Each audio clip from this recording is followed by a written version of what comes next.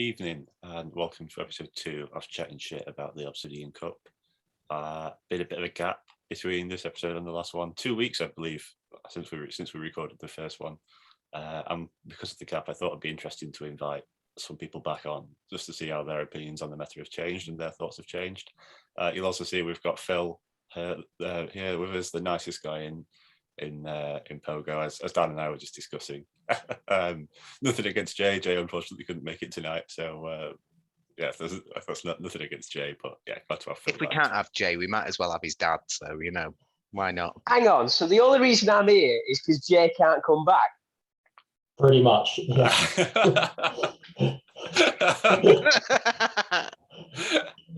Well, I've picked something spicy for tonight to sort of fill the Jay role.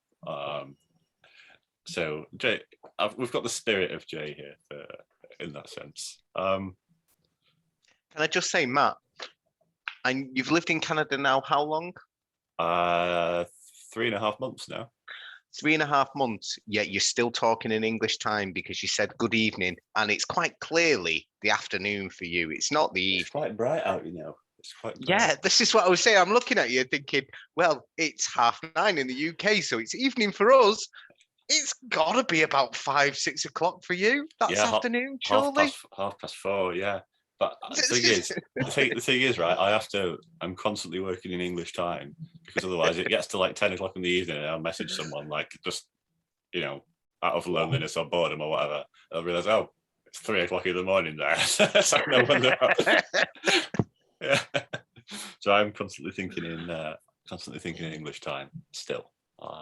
And I'm still constantly thinking in pounds as well, rather than Canadian dollars. So everything feels really cheap because of the exchange rate, even though it's just not. So it's a dangerous combination. But yeah. Afternoon for me, evening for you guys. Are we still feeling happy enough about this cup, Dan? Okay, so opinions have changed. I do already think the meta is shifting in a weird way. From the initial practice I've done, I saw a lot of similarities between teams.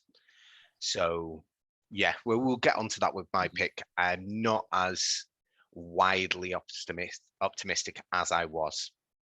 Okay, fair enough. But again, I will go into that with my pick and stuff like that of why I've chosen my pick. Still think it's going to be a good cup, and I do think there'll be a couple of meta shifts because I do think it's already shifting at the moment, and as soon as it shifts to that, it might shift back again to what it was originally. So yeah. Drew, what are you thinking? I think it's going to be a cracking cup this month. You've got some really bulky mons, DD, Cress, those kind of mons. You've also got the spammy mons. Mm-hmm. And I think when you've got such a wide range of availability to pick from, you can tailor make your team to how you play. Yeah. And I don't play with bulk, but after practice tonight, I've gone back to my original 6 that I built quite early on, and it does have one bulky mon just to kind of act as a third shield potentially. And I think compared to last month, it might be quite controversial what I'm going to say now. I don't think it was a true representation on player ability. I felt the RPS kind of you win lead, you're winning the game 9 out of 10 times probably. And I feel that leveled the playing field, which overall is probably a great thing. But if you're rubbish, yeah. If everybody picks the same mons, then yes. Yeah, I mean, it's a good thing. It makes it even. Even the rubbish players are doing well because they picked the right lead. Even I got a good 10x last month. That's you were sweating right to the end, though, weren't you? Sorry. You were sweating right till the end. No, like the last tournament, I think it was for you. No, I had a couple of. You had 2 good tournaments that I can recall of. I was in with you. I got to 4-0 and 5-1 with 1 game left in each, and so I knew there was as long as I won one of them, I had something decent. So yeah. I did. Phil, what do you reckon to this one? Yeah, it did look quite open, and there was a lot of hope when I saw the band's types. However, looking at early tournaments, everyone's picking the same mons. So I don't know. I'm gonna come out and say it. I think it's my favorite cup since Sorceress. I think it's great. I think it's fantastic. Even there are a lot of similarities that people are picking mons, but generally speaking, they're not hard counters to each other. There's nothing that's even approaching mandatory here in my mind. I think it's great. I'm so excited to get started this month. I don't know. Like, I don't think everyone having the same mons is a bad thing if it's not lead, as long as it's not lead dependent, which I don't think it is this month. Whereas if everyone's running the same mons, but there's a Dragonite and Steelix, that's a different matter, I think. Okay, well, let's get started then. Drew, you're up first with, well, the most meta pick of the night, which is why you're up first. Yeah. So I've gone for Pokedex number 563, the Coffin Pokemon, which is Cofagrigus. Is that how it's pronounced? Yes, well done. Cofagrigus, yeah. Don't ask me, I haven't a bloody clue. So yeah, I've got to be I honest. just call it Will Grace. So to be honest, like, Brewer gave us a bit more of a heads up this time around. I think we've had about 4 days to actually pick something. And it got to about 2-3 hours ago, and I was like, I haven't got a clue. I'm going to pick Galvantula, and I thought, I'm never going to get invited again. It's Galvantula every month. So I spoke to the missus, and I was like, just pick them one. And so, yeah, so she picked Cofagrigus. It's ranked 13 in the PvP rankings as of now of recording. I have played a few in practice, and I have a Sableye on my team currently, and I've still struggled with Cofagrigus. I've just completely underestimated its charging ability, basically. You're looking, the mons that I feel are full meta mons of this month, Politoed and Escav. I think Escav's going to be on 90-95% of teams, and Politoed probably a similar amount now. I think it's, even as much as I hate to say it, I think it's, a lot better than Samurott. Oh, what was that face, Brewer? You didn't seem to agree. So I thought you did a really good job of talking to Samurott last episode. That would be Daniel, not me. Oh, Dan. Oh, well, that makes more sense now. Yeah. Yes, it does. Yeah. I thought Dan did a really good job of talking Samurott up, and I played a couple in practice against Paul. I really didn't like it. As in, I didn't think it was that good. And then I played Riddermorton the other day, and he used it really, really well. And I thought, actually, this thing in the right hands is deadly. So I do think Samurott is excellent, personally. But we'll talk a bit more about Samurott later on when I talk about my pick, I think. But yeah. But yeah, so anyway, as I was saying, so the main thing that I like about Cofagrigus is the fact that it is beating Politoed and Escav. It's quite comfortable wins. I ran Galvantula in a practice tonight, and that is still not an easy matchup versus Politoed. It's still taking a shield, or you're leaving it as a soft loss to farm down in the next matchup. I'm not a big fan of it here. So yeah, as I was saying, I've really struggled with Cofagrigus with a Sableye on my team.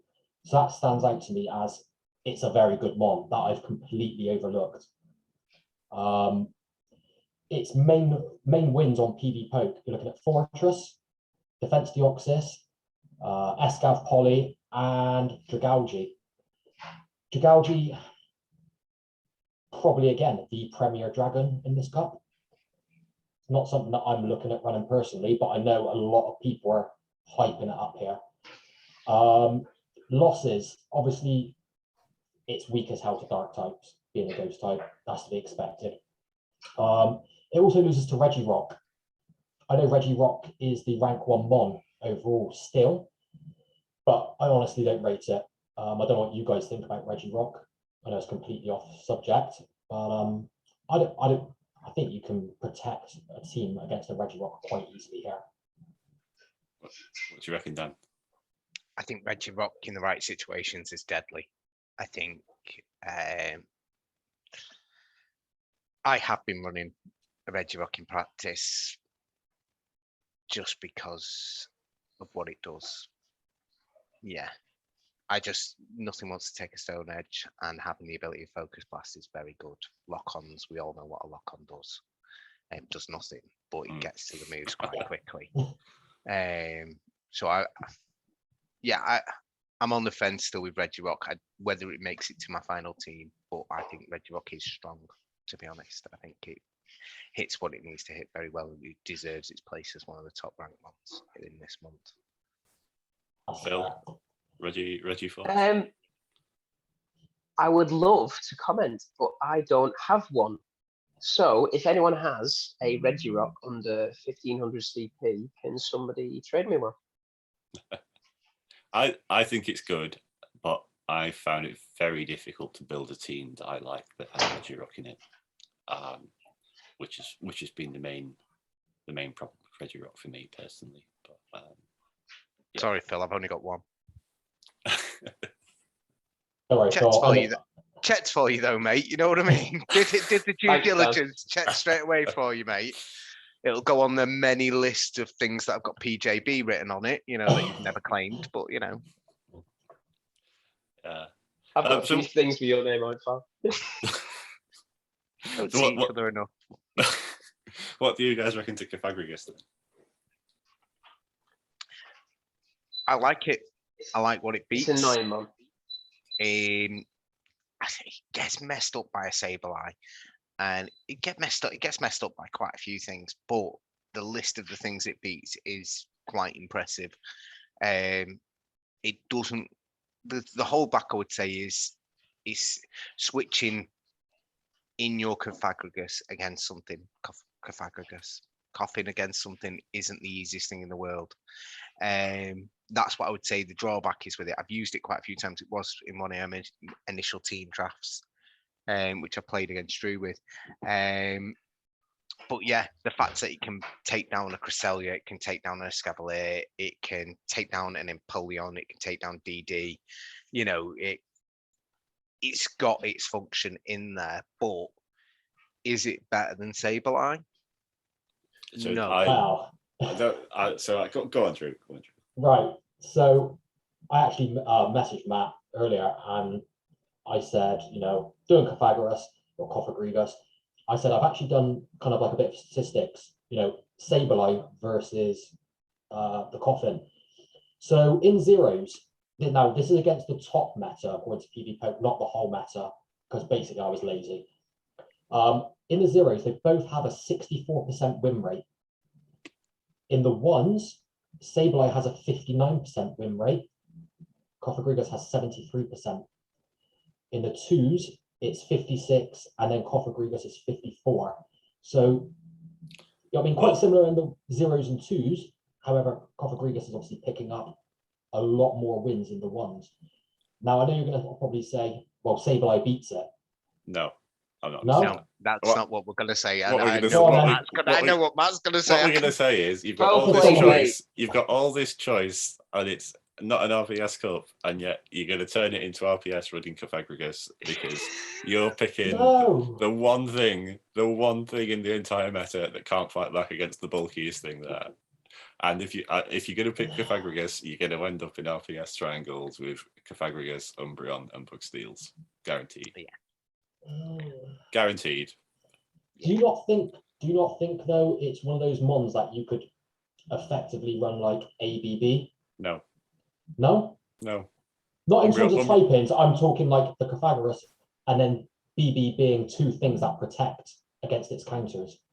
That's what when I say ABB, I mean in that I know, rather than but aren't you then going sort of semi into that RPS thing where you get into the point of, oh look, my lead doesn't beat Cofagrigus, my lead beats Cofagrigus. You're going to chick in something in the back, and then I'm going to switch. And you're going down this same sort of Guardian Cup line.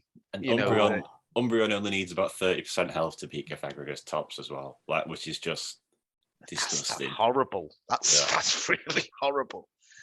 Yeah, obviously, but everything has its weakness here. Everything does. No, Sableye is the best safe swap in the game. We know that. But is it the best safe swap here? Is it? Is it? You tell me. No. Give me some knowledge. Why should I tell you? Right, I'm gonna have to pay attention to Dan and Brewer's team now and see what mons they've got in common. I think ghost wise here you've got, because of the Umbreon factor and Zweilous and Obsidian as well. Let's not forget. Yeah. I think you've got. I think Sableye is always an option because you can always hit back to return. Frostlass is always an option because she's still not going to beat Umbreon, but she can. She'll. If Umbreon's got 30% health, Frostlass is going to beat that. That's a comparative thing. I also think Jellicent's got a lot of play here, the great thing about Jellicent is when I first looked at it, my initial thinking on the moveset would have been Bubble Beam, Ice Beam, because that makes it the reliable water type that you want. It makes it still a hard counter to Bug Steels, and it makes it not walled by dark types. And actually, with that moveset, you can beat Regirock straight Bubble Beam, which is incredible. I think all the other ghosts give you some versatility somewhere that Cofagrigus just doesn't, personally. I guess the main point with Cofagrigus is what I liked was the fact that it did beat the Polyescav. Yes, I'll say core, because I think Polyescav, a dark type, a dragon. You're kind of looking at, your bug steel. You kind of got your team set there in terms of its, their roles. And the fact that Cofagrigus does that, but Sableye doesn't. I know it is a hard sell because we know everybody knows how good Sableye is. But something that I thought about very last minute. What cup was it this season? Sure, it was this season, where it was viable to have potentially Cofagrigus and Sableye on the same team. It was a whitelist. Was it Brawler, was it? Yeah. Now, is it too outrageous to think down that line again? Yes. Because of Umbreon, basically. Is that what you're saying? Umbreon is Zweilous and Obstagoon. Goon. Yeah. I was thinking Goon straight away of like, you could do it, but Goon's gonna mess you up. But you're not gonna want to run him. You say that though, but I've been keeping an eye on a few early tournaments, and I've seen some absolute crazy teams out there. Which don't have one. Oh, like yours, Drew. You're not running a dark type apart from Sableye, are you? Which might explain why you're struggling with Cofagrigus. Well, yeah, I guess, but I don't like Umbreon here. I can see not running Umbreon because I'm going through an existential crisis with Pokemon, and the idea of running Umbreon, even though I've got a very good Umbreon, one with Psychic, and I've got good Umbreons, I don't want to run it because it's Umbreon, and it destroys your soul. Yeah, I lose a little bit of myself with running it. It's the same way I sort of feel about Sableye. I lose a bit of myself running it, although I know at some point I'll probably end up having to run a Sableye because I'll need something good in the bank, otherwise my month will be wasted. But yeah, it hurts the soul to do it, and that's the only reason I wouldn't run Umbreon, is because but even then, like, there's really strong arguments for Zweilous and Obstagoon in terms of, like, Dragon's good here. Why not roll the Dragon and Dark type into one? Obstagoon rolls Dark and Counter into one. Drapion is going it's been incredibly overlooked. Like, you know, That's down to Polytoad, surely. I know it's possibly. It's down to the lack of fairies, and people think the poison. Polytoad's not an actual good boy, you know. Yeah. It's No, down to, but- I'll tell you what it's down to. It's down to the fact that it isn't ranked in the top 10 on PvPoke. That's what it's down to. yeah, probably. Yeah. They're Okay. not all that bad, Matt. Just one of us. Just one of us. Phil, I was waiting for. He's 13, not in the top 10. Phil, do you want to talk about your pick before we go off topic too much? Yeah, we can do. So to summarise, Umbreon's a good pick. Nice one, Drew. Nice one. Cheers, Phil. Well, I tell you what, cracking pick. Nice one to start off with there, mate. Alexa, what Pokédex number is Magnezone? According to an Alexa Answers contributor, the Pokédex number is how you identify a Pokémon. The Pokédex is the Alexa off. She's useless. She's useless. Oh, mate. 462. 462. God, I'm better. I give you one job. She always plays the wrong song. You know what I mean? Right. So yeah, my pick, Magnezone, right? So I saw the bans. No ground type, no grass type. Ooh, electrics can run free. Yes, there's dragons, but what about a steel electric? So yeah, Magnezone, enjoy. Are you gonna what?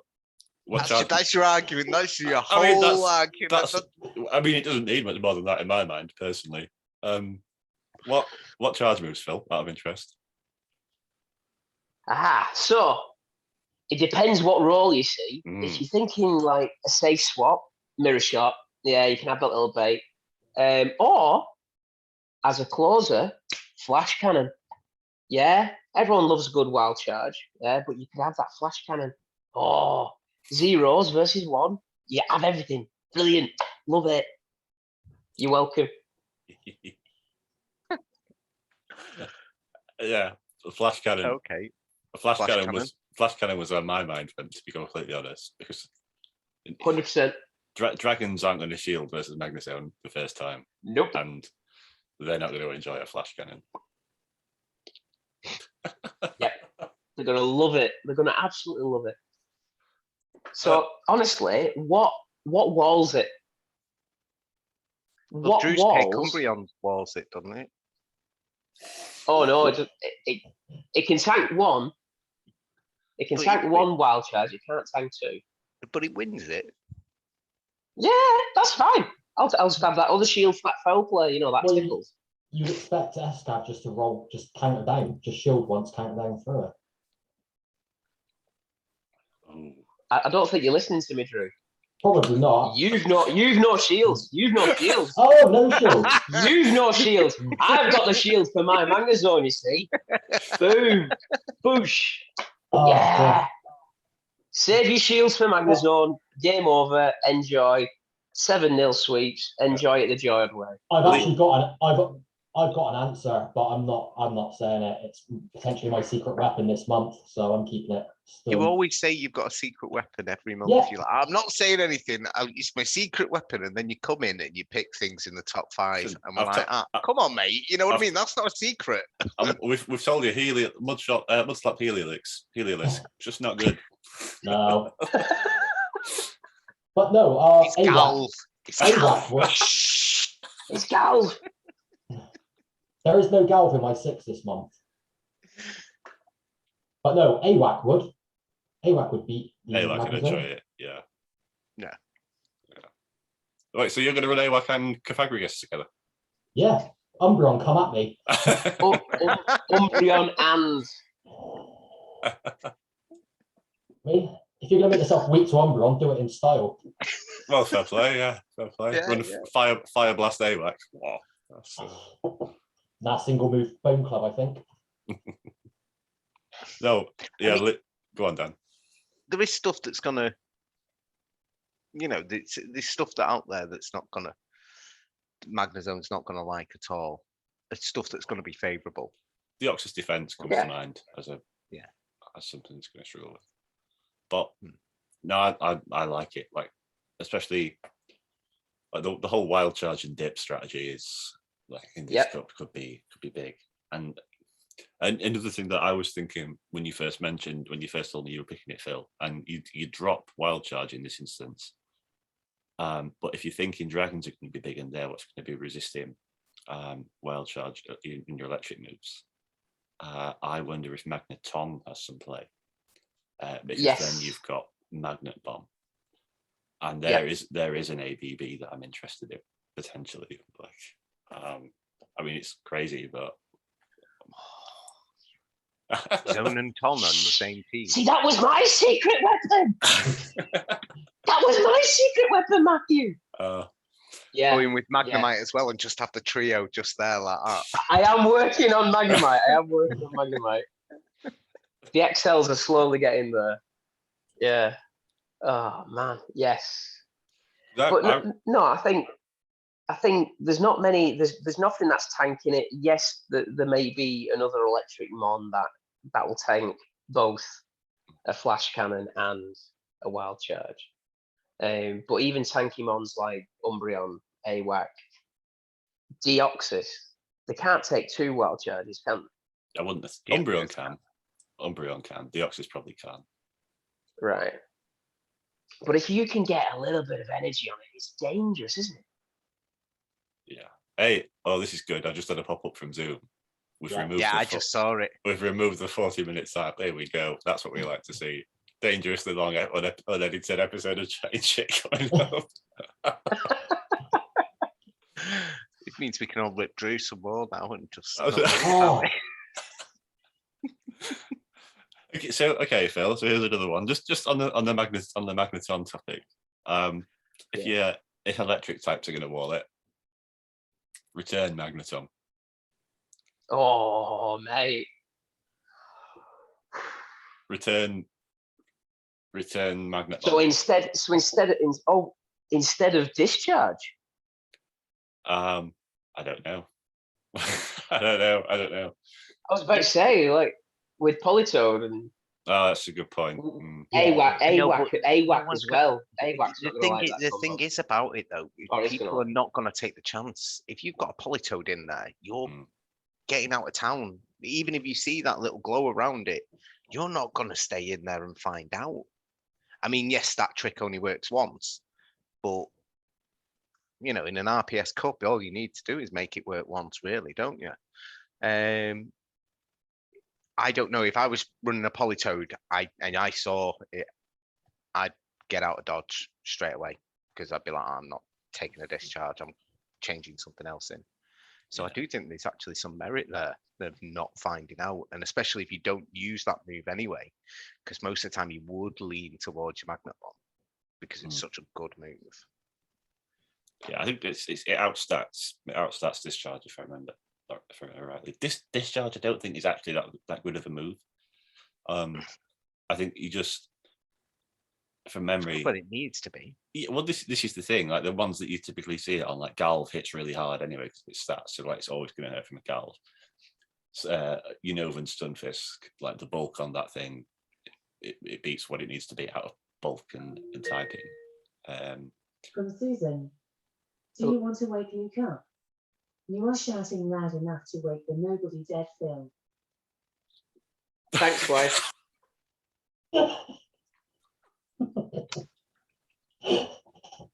Boom.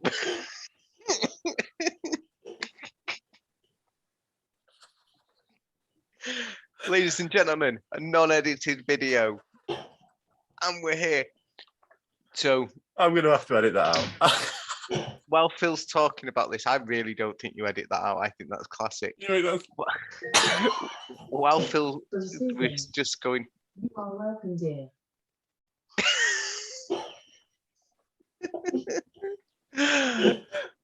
Oh, you gotta love Pikachu.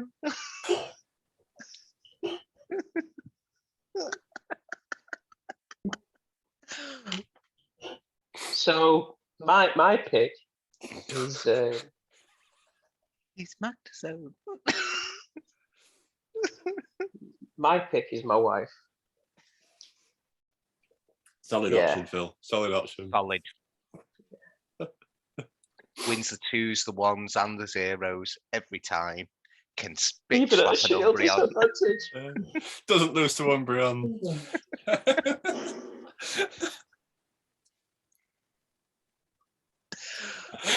Oh dear. I've turned Alexa off now.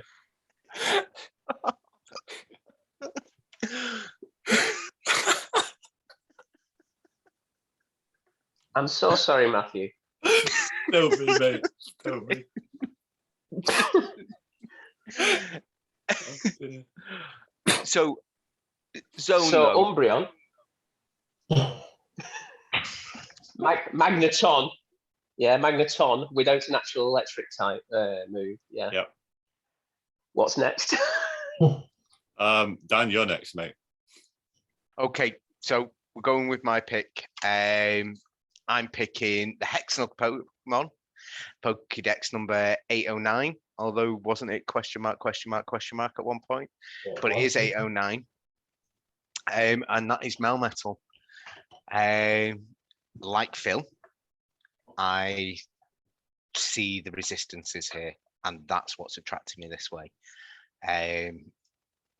On the last chatting shit, I besmirched Jay and told him he was stupid and a psychopath, and nobody was savage enough to run Double Dragon.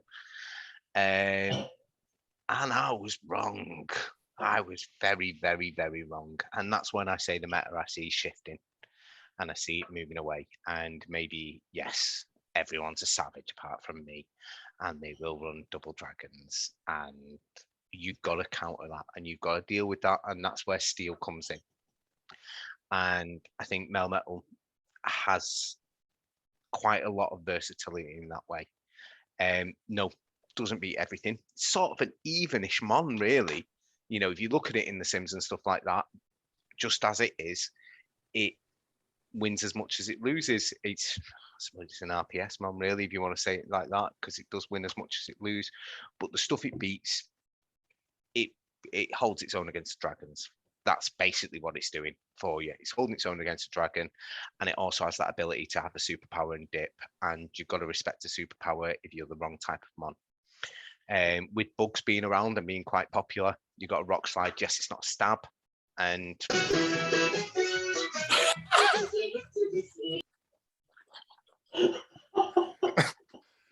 I've turned Alexa off. I promise. I turned Alexa off. I promise. That was Sue. Definitely.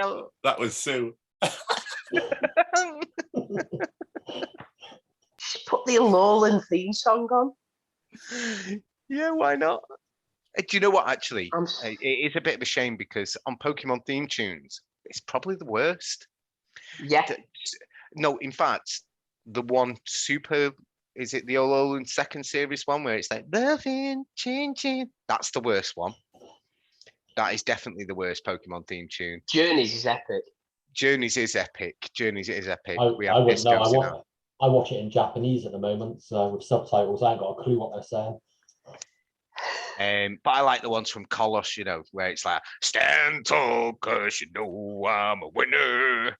That's my kind of theme tune. So, you know what I mean? Love XYZ. Yeah. You can tell which two of the 4 of us have kids, right? That's That's what it's about, mate. You can see it. There's the kids right there. Yeah, so I'm dropping rocks. I'm eating superpowers. I've looked through a lot of different scenarios in this. The one I found really interesting is because I do think you're going to... Cresselu's a great mon. And I was looking at things that beat Melmetal quite easily and beat it, you know, comfortably and stuff like that. Do you know with 3 Thunder Shocks, you flip that match? Which I found... You flip Cress. Wait, you're not beating Cress? You're not beating Cress normally, no. You need 3 Thunder Shocks to beat it. Oh my. That's what I was looking at before. I was on the toilet. I've got an upset stomach. I'm now rechecking it just in case I'm wrong. I'd have an upset stomach if I was Melmetal and not being Cresselia. Too right. Have I completely got this wrong? Are you looking at a No, shield Crest. down, maybe? No, Crest beats it. Just about. Isn't it? Flash cannon, mate.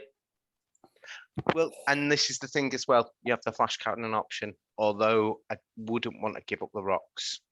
Yeah, Crest beats it. You need 3 Thunder Shocks in the Wow. 1 shields to beat it. You only beat it in 2 shields. So, but it's the grass knots. It's just getting there quicker than you are. So, yeah. And those non-stab grass knots. Those non-stab grass knots are hurting your steel ass, mate. Yeah, Melmetal's not exactly tanky, is it? Let's remember that. Melmetal's not exactly tanky, but again, its job's not to be tanky. The job's to, when you're going against the double dragons, to say, don't come against me with double dragon. Ground's banned, fighting's banned. The fighters that are there, Obsidian's not want to take a superpower, so you're going to stand up to that in a certain aspect. Escav ain't going to want to have a bunch. Doesn't want to have a bunch of rocks dropped on it, so it's not too unsafe. Just thinking. I mean, if you're using it to take on double dragons, you've got Thundershock as the fast move. Would Berserker not be more appropriate for having a bit of fast move pressure against them? It's a long way to a close combat compared to a superpower. It's a long way to a close combat to a superpower. And isn't Berserker even more featherweight than Melmetal? I would have thought they were about the same. Similar. But it was more taking longer to get to them close combats. I can see where he's coming into it, that the secondary charge move, you're not dropping rocks, you're hitting a Night Slash, you know what I mean? So that's nice. But Melmetal is significantly bulkier, to be fair. Right, I suspected it was, but when you said it wasn't, I kind of was like, well, if MatthewBrewer says it's not, then maybe I should take notice and listen. I mean, he once recommended Drapion, and that was a big, big success. And Lucario. And do you know what? The amount of licky lickies I've seen this month is incredible. All right. Just everywhere. First weekend, I got it wrong. Matt was playing a different meta completely, I think, with Licky Lily. I know. I stand by it. I still think. I think it was a legit, reasonable pick. But Go on, sorry, Drew. I was going to say, does he stand by it enough to run it in a tournament this month? Spice Night, perhaps. We'll see. Spice Night. I've got a couple of plans for Spice Night. But I think Caterpie's eligible for Spice Night. You know what I mean? You should. We don't mean you should run it. Well, I've got to run something. Shadows aren't eligible, so I've got to find something, haven't I? Yeah. I was just looking at we were saying obviously about the dragons, double dragons. The Melmetal versus Dragalge matchup is not nice at all for the Melmetal. It's not, but you win. You do with 4 HP. Yeah. That's fine. That's a win, isn't it? You're not getting farmed. Yeah, good. Haven't you got 4 HP and a buttload of energy? No, so your energy dry. You are completely dry. But to be fair, the Dragalge, if they do sneak, a Dragon Tower or whatnot, or they've got energy ahead of you, they are still coming out of that practically energy dry if they survive and flip it. So, I mean, the thing is, if you're not going to go down an Umbreon route and things like that, what have you got that's going to beat all the dragons really cleanly? Not a lot. Do you know what I mean? And if you're trying to think more outside the box, again, which I'm trying to, do you know what I mean? And I was looking at it as I've been running Regirock, and I would probably be switching that for Melmetal. I don't see a way you could run them both because of the fatalities of them both. You couldn't run them together. But maybe running something with a bit more resistance and the possibility of a superpower and dip Do you know what I mean? Or being in them, so you're in against a Politoed. You're not throwing anything at that Politoed, to be honest. Your charge moves are pretty useless. They're not really hurting it that much. Thunderbolt. If you're getting, well, I was going to say, if you're looking at your switch clock, you just keep on thundershocking, keep on thundershocking, keep on thundershocking until you can get out of there. Because then weather balls are not hurting you that much. It's the fast move damage that's really doing the damage to you. Then you get out, suddenly you've got something in the back that's got A, either a rock slide or 2 rock slides, or B, 2 superpowers. And whatever's coming, you know, when you bring it back in, if you've got the ability to bring it back in, superpower, or rock slide, Escav ain't going to want to take 2 rock slides on a trot. It's just not. So you know, it's the way you play it. Maybe I'm thinking too much into this. The early tournaments I did, people were running K9, unfortunately, when I tried it out, and I got absolutely mullered. Thanks, Drew. Do you know what I mean? I can see you and Cal Ethnic speak quite a lot, as your teams were identical. Yeah. And I played you both, and you both ran K9 against me, and yeah, it just makes me inert. And I was like, why didn't I bring that Regirock? Why did I swap out my Regirock? But I don't know if people are going to run K9 when it comes down to the crunch of it. I think there are other fire types that may be more eligible.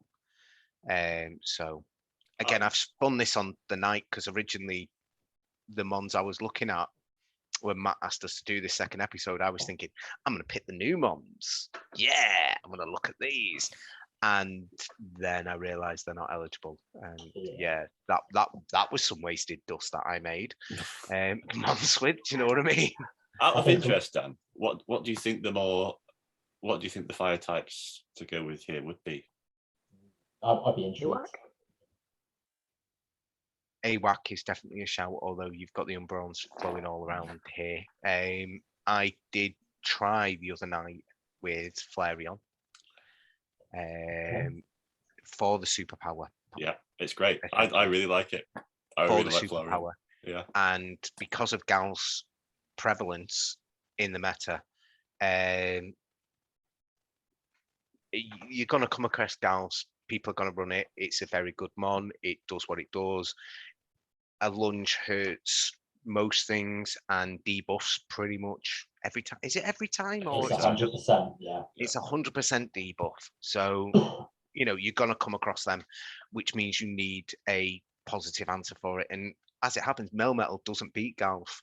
You know what I mean? You think it would, but it doesn't cleanly.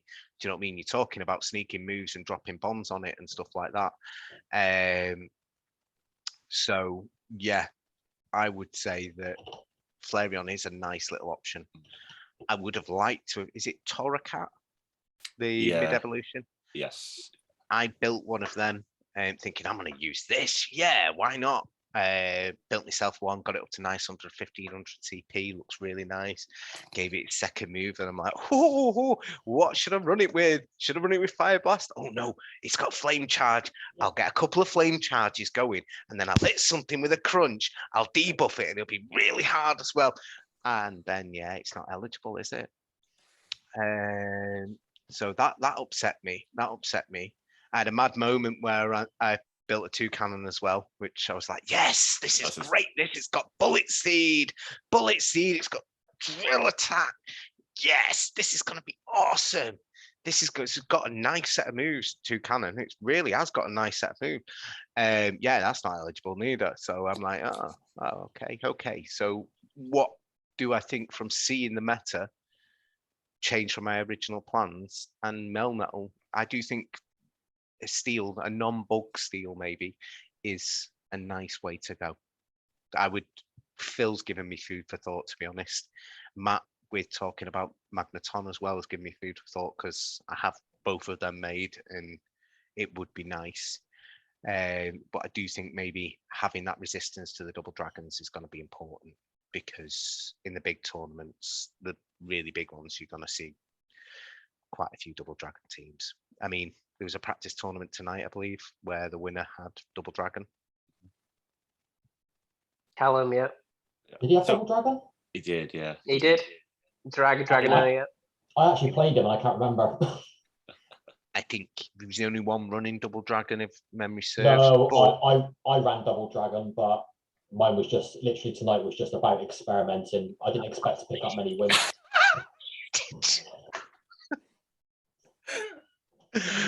Honestly, Lindsay, I was just experimenting. Honestly. Good job, Shane. Watch this, isn't it? Damn, what have you done to Drew again?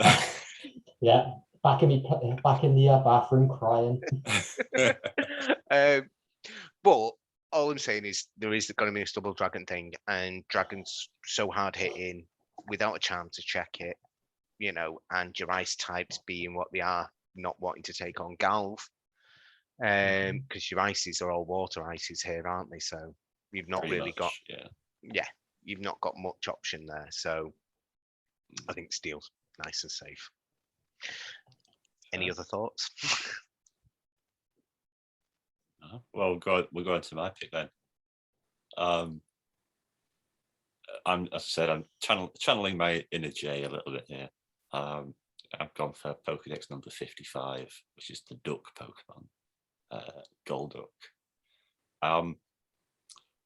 So yeah, kind of in a similar boat to Dan. Like, I didn't think Double Dragon would be a thing. I still don't think it's a good idea at all, but people are running it. So I'm the dragon you see more than anything is Trick-Algae, right? And what I liked about the Samurott pick that you talked about the other week, Dan, was that it takes advantage of the water typing, like defensively, but doesn't do water damage per se. And I was looking for other stuff in a similar vein to that, which could take on dragons. Obviously, my mind immediately went to Milotic.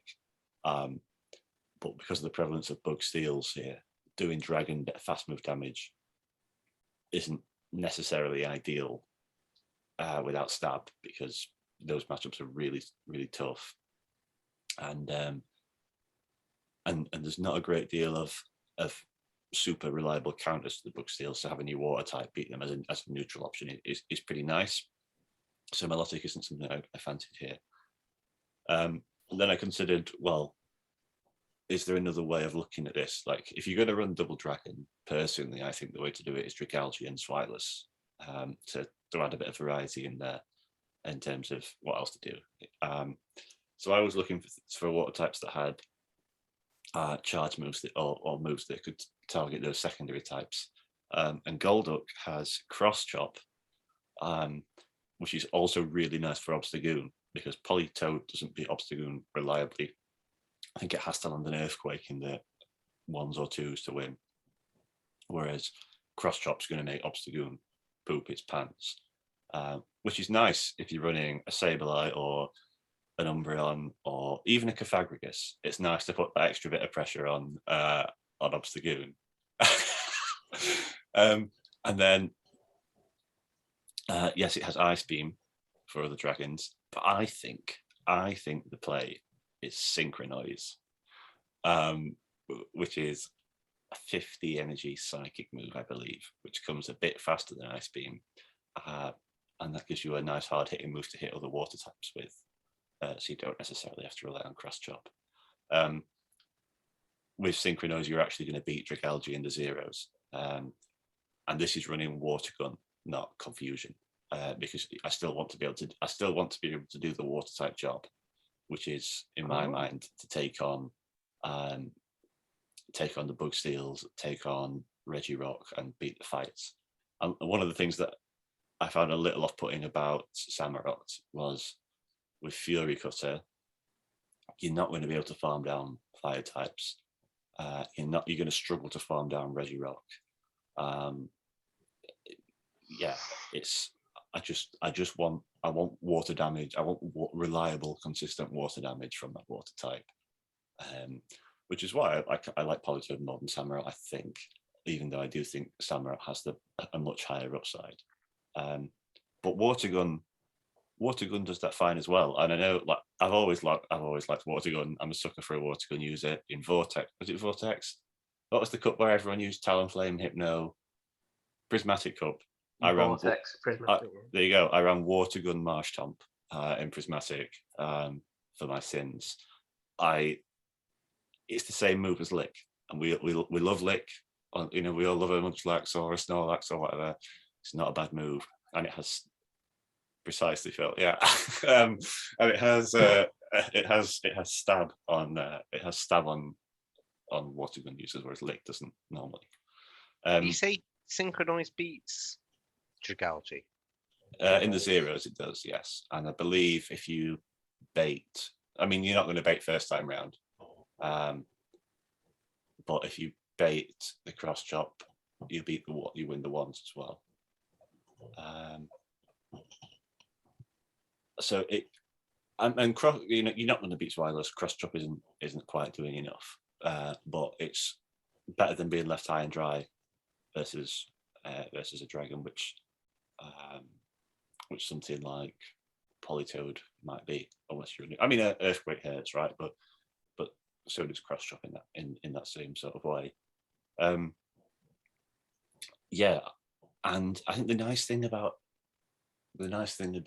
Golduck, in terms of bench pressure wise, when we've seen Golduck before, I mean, it's a long time ago since we've seen Golduck be relevant. I don't know whether I know Dan and Phil, you were certainly playing in Timeless Cup. I don't think you were, Drew.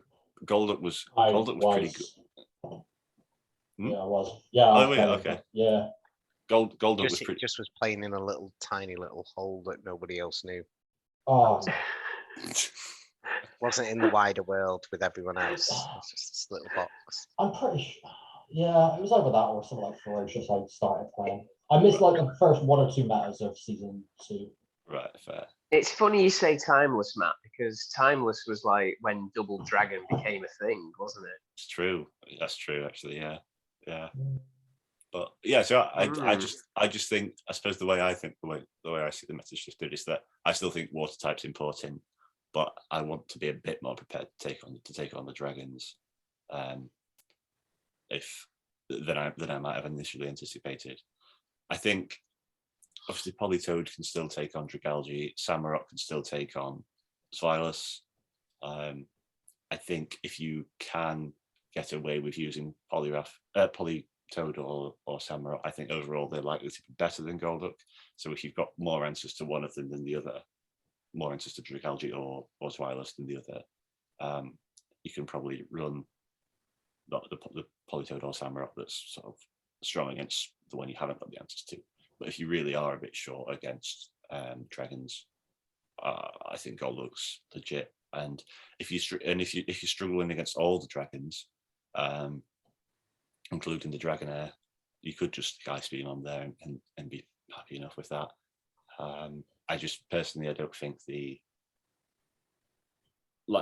I don't know, the pure dragons are a bit safer, I feel, but then that makes them less dangerous, and I'm less likely to want to try and counter them.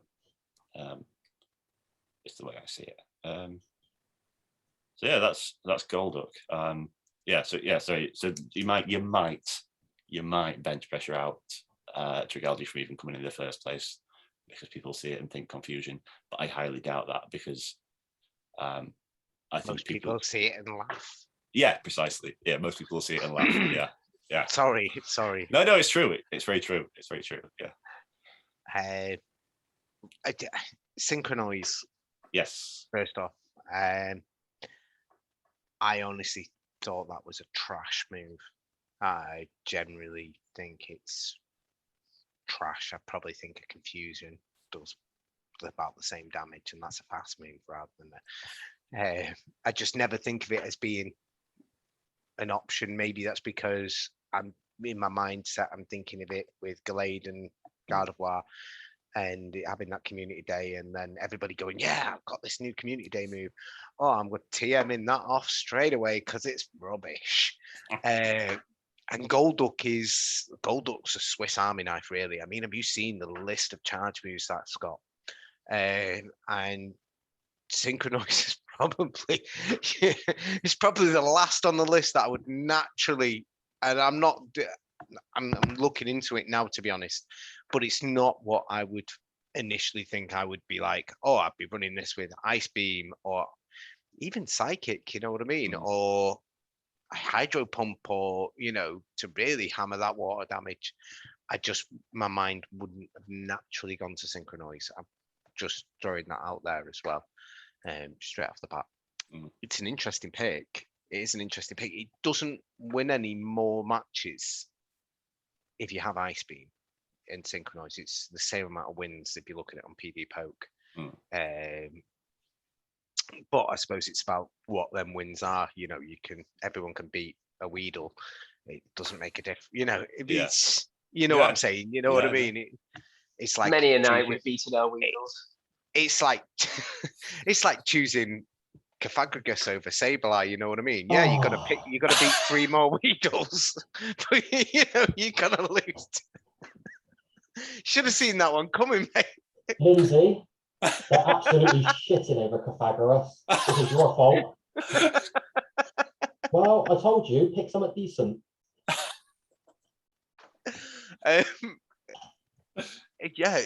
Water Gun's good though. I've always been a fan of Water Gun. I don't think it gets enough praise as it should do, really. I mean, we've spoke about it before with Bibarrel and things like that. Rainy Cast form. Yeah, you know, drip, drip, drip, drip, drip, drip. I'm a fan. I'm a fan. And I know people who've run Golduck in the past. Jamie Gunn's a big fan of it. He's been championing it for a long time, and that's mainly because of the Swiss Army knife nature. And, you know, and I'm sure Adelian's probably got one so he can TM between rounds and things like that, you know, and just... We haven't mentioned Adelian all episode. Yeah. I've got to get his name in there, you know what I mean? Oh, Matthew did say something about Spice Knight in Shadows. I did. He did, yeah, there we go. There we go. You know, I'd not thought of Golduck. But, and I certainly hadn't thought of Synchronize. But no, you're saying the Dragalge thing, that's clicking into place, to be honest, because I'm not saying Dragalge is a lazy mon. I'm not, because it's a very good mon. Because it is a very, very good mon. But obviously, Dragon Tail, we spoke about it before, it being so hard hitting, and it's like a wave, and it keeps on coming at you and coming at you and coming at you. It's gonna be on people's first team drafts, you know what I mean? It's people probably pick that first and then pick their Umbreon next, just because of the damage that you're outputting and stuff like that. So having answers and having clear thoughts on it is, and stuff like, you know, between Dragonair and Dragalge, having a water type that has the charge moves that can fight back. Like, even if they're not you know, it's not a quick charge move to get to, especially with Water Gun. But you can chew an Aqua Tail along the way. You don't need to shield. But, you know, you can take your water type isn't there to be up against the dragons, really. So the fact that the fact that you can take a shield advantage or switch from Dragalge, if it happens to be in that situation, is where the utility comes in. Admittedly, I think Politoed can do that as well. But again, I think Politoed's a great mod. There's no ways around it. I think it's the Swiss Army knife, isn't it? It's like we can say. Cross chop for Obsidian in particular is really nice.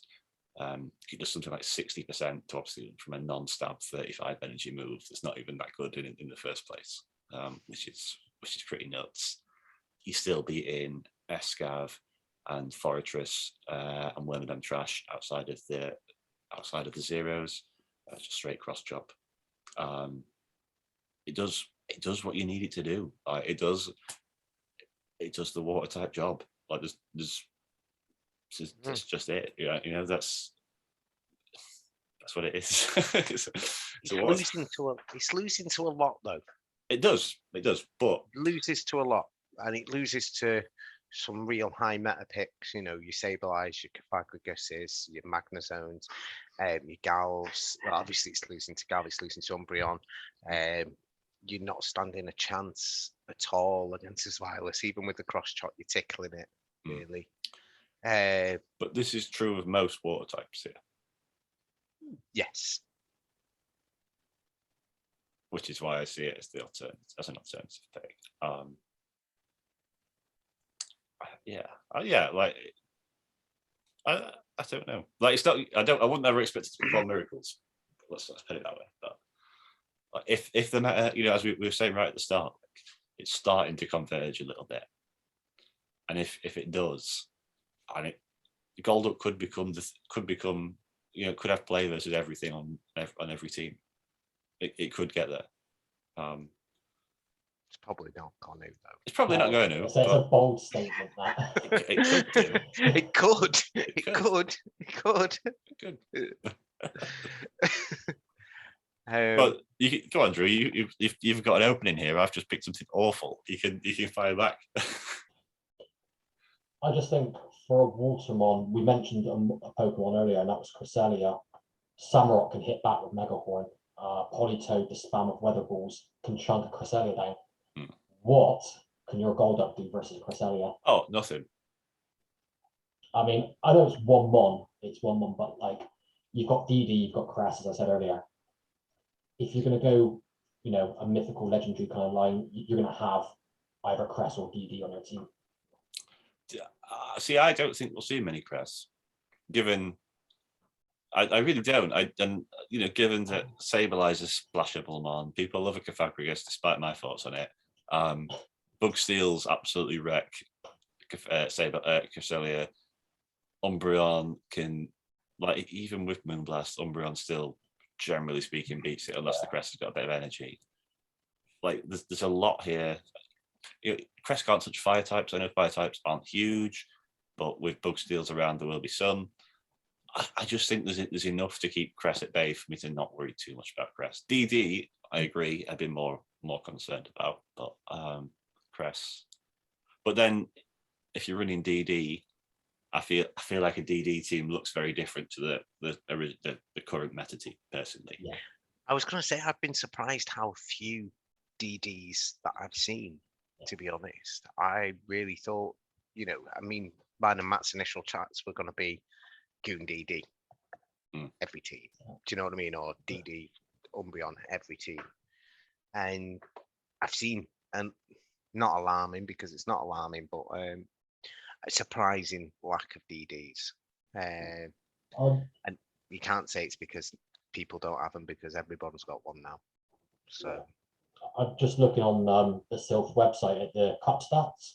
Obviously, it's not reliable. Not everyone reports the mons that were used against them, but DD is actually the third most common mon used so far. I know we're still really early in the month. It's currently at 23%.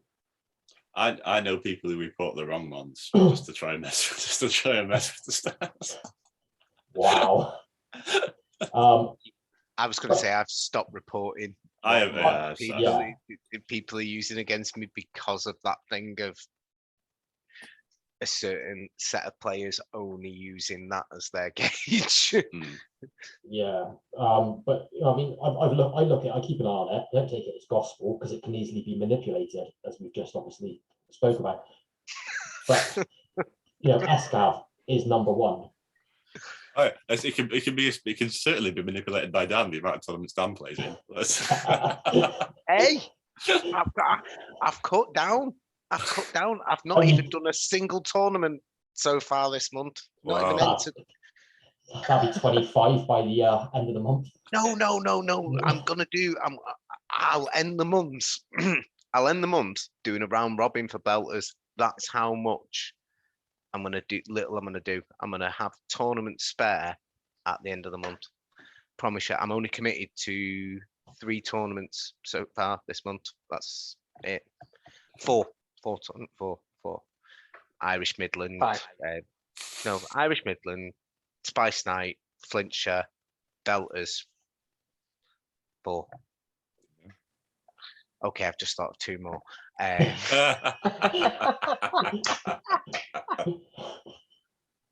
I'm doing less. Fair. Sorry, Drew, what were you saying? I don't know, mate. I've lost my train of thought now. Escav, what's number 2? Sableye. And then You've got DD, DD, number 4. 2 Golduck? seconds. Yeah. Obstagoon, then Fortress, then Umbreon, then Politoed, then Dragalge, then Galv, then Cofagrigus or Cofagrigus, Samurott, Regirock, Xylos. I mean, when you're getting down to Xylos now, you're talking at 6% usage. I mean, it's got the same usage stats as Dragonair. And then, You see, worryingly, I think Dragonair's good. I think it's amazing. I think it's very good. Dragonair's really good. Definitely. It's not the best dragon, but it's close. Yeah. Yeah, okay, yeah. I'm not going to argue with you three, but yeah. I think Dragonair in the right situation is the best. But you can say that about anyone, it's very situational. The worrying thing I will say is early doors, let's be honest, Charmchew, 4% usage already. It's disgusting. Like, it's disgusting, isn't it, Julie? Doesn't Umbreon beat Charmchew? I'm sure it does. Oh, do you know what? I should know, but I don't. I've told you I'm going into rehab. I've gone into rehab. I've come out the other end. I went the whole not talking about Gal. I went all last season of GBL without using a Charmer. No, Umbreon doesn't beat Charmchew. Never mind.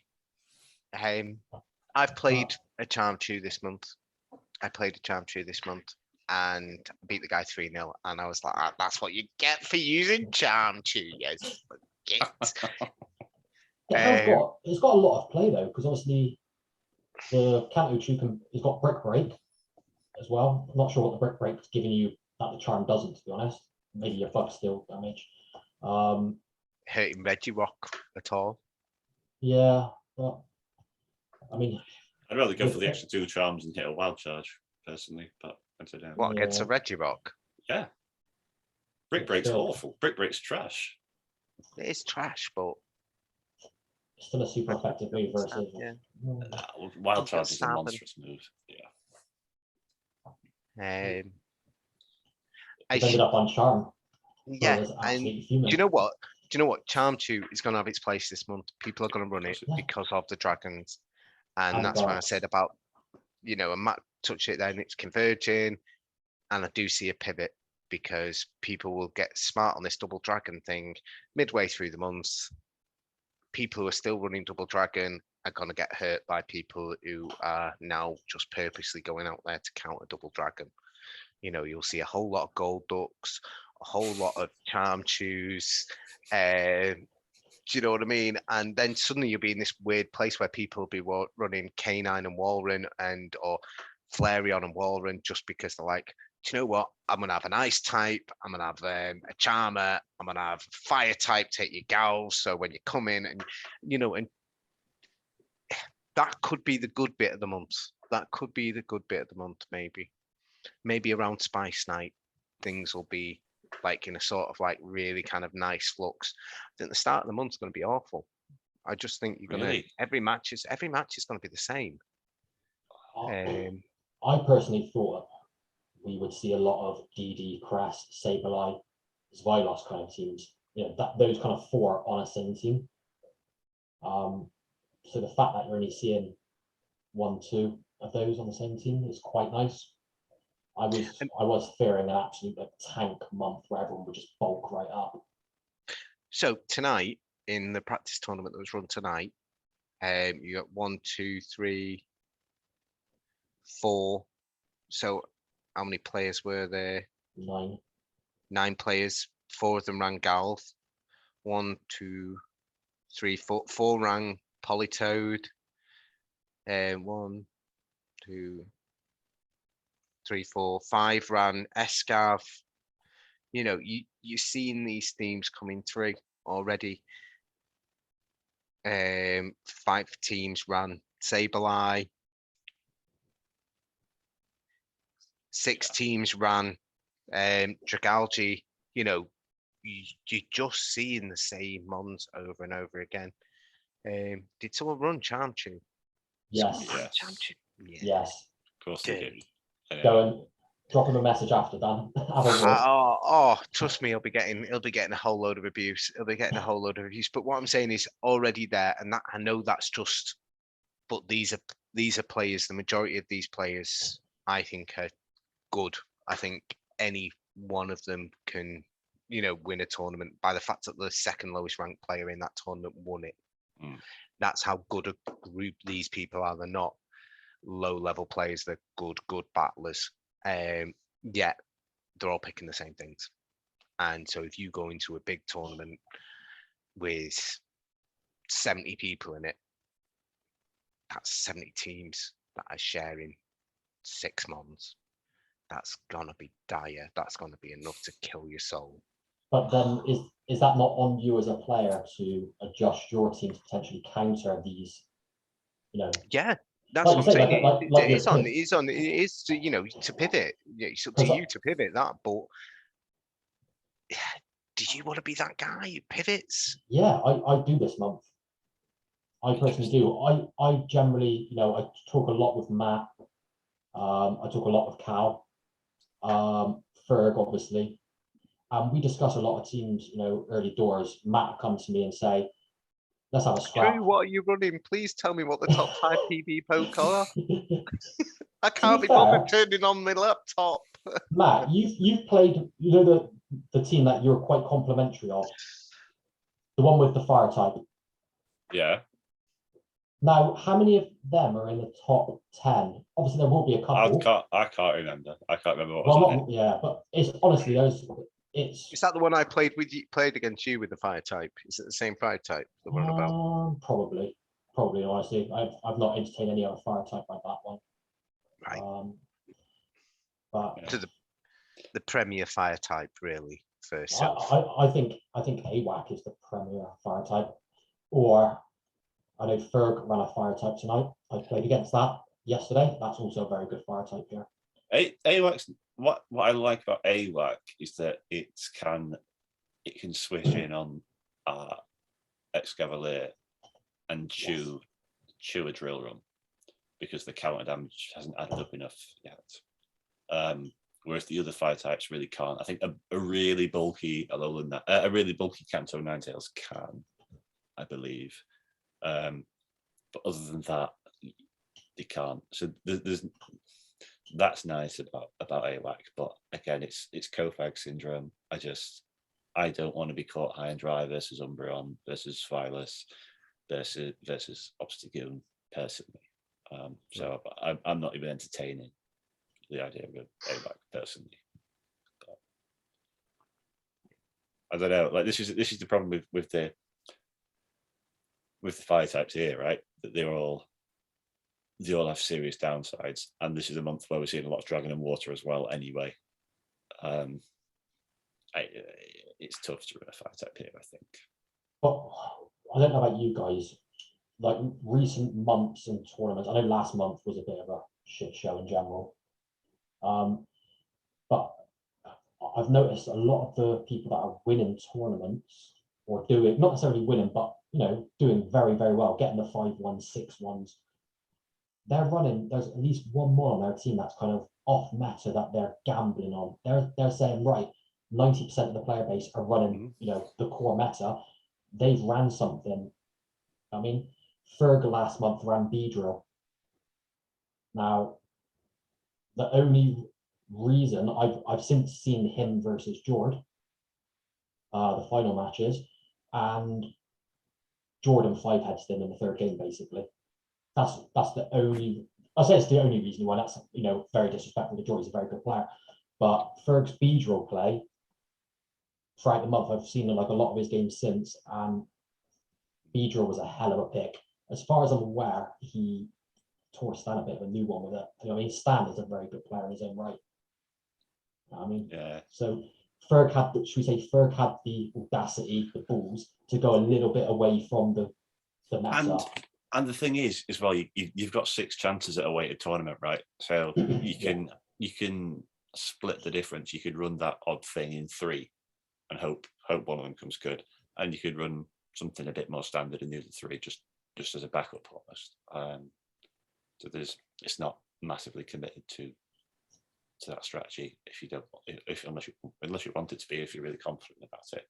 But yeah, I just think there's, even if people are in the same team or the same subset of teams, which I mean we see that every month anyway, right? But here there's so few hard matchups. I genuinely don't see it as a problem, honestly.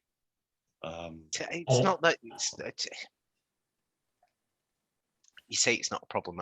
It's the repetitive nature, and when for someone like me who does 7 tournaments, 8 tournaments, 10 tournaments a month, it comes to the end of the month where I'm like, I don't want to play anymore. Last month I dropped out of 3 tournaments at the end of the month because I just was. Last month was a particularly tough one. I agree.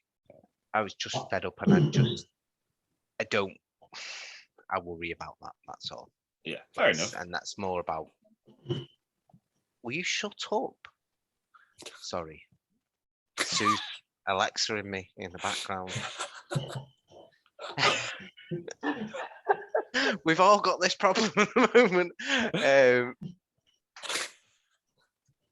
Yeah, just the repetitiveness, but maybe that's just me. What do you think, Phil?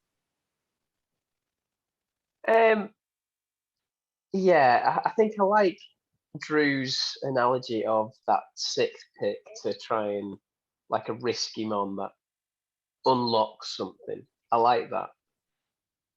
The mindset of many top battlers is the reason why metas get stagnant is because if they don't have a certain mon or a certain role, then you get abused for it. You get 3-0 for it.